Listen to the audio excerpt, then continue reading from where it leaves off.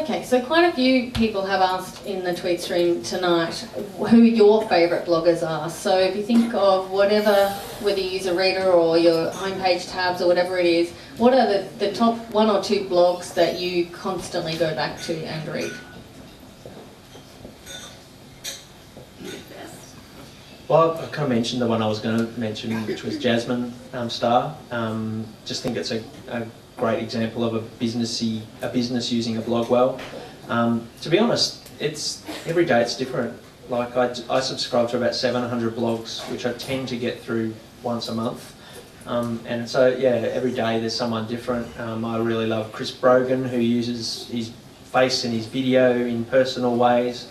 I like Jade Craven back there because she's an incredible networker and gets out and meets people and connects people really well. You know, every day is a different blogger that I like. So it's kind of like asking what your favourite song is, isn't it? Like it can change on any day and depending on your mood. I use, excuse me, I use the front page of my blog in the way that I was speaking about before. I sort of click around and see what's looking good, so I'm not particularly loyal. I don't visit the same blogs every day, but rather, you know, a really kind of broad selection. The blogs that I read daily are the blogs of my friends and the people that I know because, you know, I really care about them and what's going on with them. So, but I do read a lot of Melbourne blogs as well because I think it's really important to support, you know, local people and support the people in my community. So one of the ones is Daydream Lily. I'm sure that you all know that blog and it's awesome and has a huge readership and deservedly so. So I read Mrs. blog a lot. Probably just repeating what everyone else said because I have so many blogs in Google Reader that it can change from day to day. But my favourite blog versus my favourite blog are 2 different points because my favourite blogger in the world was Nick Denton from Gorka Media. And I don't read any, well actually I think I still read Lifehacker, but they cut the feeds back to part feeds, which annoys me, so that's not going to last. Nick Denton, as the founder, well, basically is the godfather in my business, and he has built this massive empire worth conceivably $500 million of sites like Gorka and Defamer and Ballywag and Lifehacker, and I'm sure some of those names will be familiar to nearly everyone in the room. So that's Wade Myron blogging. He's also a ruthless bastard who doesn't mind killing people. I don't think I'd ever be that way, but I can still think, well, this is as good as it gets in what I do. Favourite blogs? Lots of them. Probably, if I recommended a good tech writer, would be lewisgray.com. So Lewis Gray in the States, probably my favourite tech bundle. Okay, so wrapping up, one last question in a 1-sentence answer from each of you. What is the one thing you wish you knew now, you wish you knew when you started?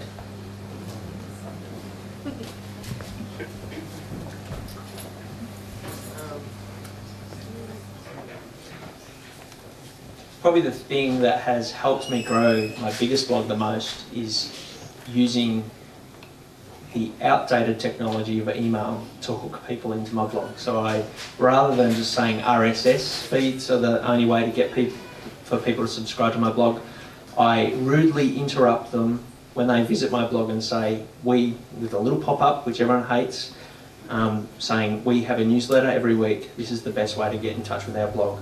1,000 people sign up on that every day. 1,000 people aren't annoyed by that. I only show it once per visitor, ever. And we have 350,000 subscribers to that versus 100,000 subscribers to our RSS feed. If I'd only ever offered RSS as a way to subscribe, I would have missed 3/4 of my current loyal readership.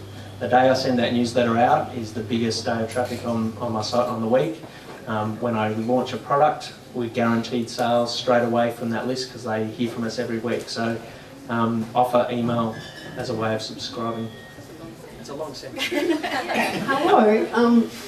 I would say it's not going to be 1 sentence either. Don't assume that your blog is not going to be big because it might be big. And so from the beginning, make sure that you have proper categories and proper labels and proper keywords, because I have none of that. I have thousands of posts.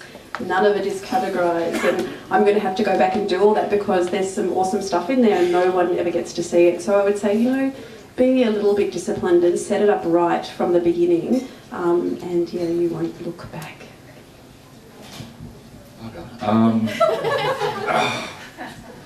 Probably advice. No, that doesn't apply to me. Advice I could probably give to others, and I see it all the time, and I didn't because I did my homework. And I suppose that part of that, the tip would be to really do your homework. Get to know a little bit about all the various marketing, SEO, hosting. You don't have to be an expert, you don't have to be a geek, you don't have to be brilliant, but if you know a little bit about it when something goes wrong, you'll see. But the biggest mistake most people make is they don't want to spend a little bit of money. It costs $10 to register a domain name. You can buy a .com.au name for $14.95. The amount of people who set up Blogspot blogs or WordPress.com blogs and then the site goes off and then they're stuck on someone else's service. You want to invest in a domain name from day one. Cool, well thank you gang. I'll just pass over to Trevor to wrap things up. We could actually go on for another hour or two, but a lot of people standing up need a drink, don't you? Well, thank you. Yes, I know. Thank you, everyone. Thank you, Duncan, Pip, Darren, Yvonne.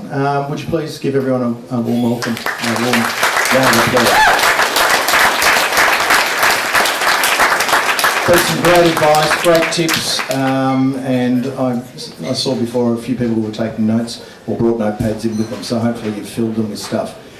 Keep an eye out for our next event. I do understand we've got the head of social media for one of the large corporates at our next event. So look at socialmediaclubmelbourne.com and subscribe to Twitter.